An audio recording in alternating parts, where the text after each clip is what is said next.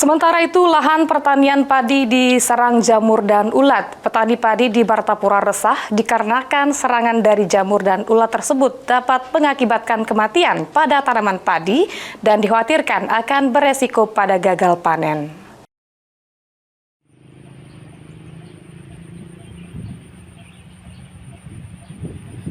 Sejumlah petani padi di Martapura resah akibat serangan jamur dan ulat di lahan pertanian padi dalam beberapa pekan terakhir. Serangan jamur dan ulat tersebut dapat menyebabkan batang padi membusuk, bahkan dapat menyebabkan kematian pada tanaman padi. Salah satu petani padi asal desa Tanjung Kemala, Slamet, mengungkapkan, dalam melawan serangan jamur dan ulat, dirinya hanya mengandalkan penyemprotan obat di lahan pertaniannya. Meski hasilnya tidak maksimal, paling tidak dapat mengurangi kerugian imbas dari serangan jamur dan ulat tersebut. Slamet berharap pemerintah setempat melalui Dinas Pertanian dapat segera melakukan penanganan serius terhadap serangan jamur dan ulat yang saat ini terjadi.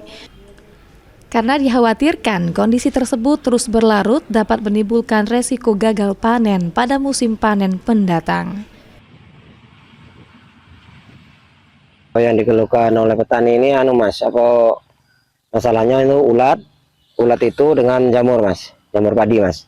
Oh, jamur itu Mas, dia tuh yang kena itu dia sepanu di batang leher ini, leher padi itu kering dia Pak Mas, dia kering mati. Nah itu kalau jamur, kalau dia untuk sundep itu dia baru keluar itu langsung mati Mas. Kalau yang untuk sundap loh itu untuk ulat Mas ya.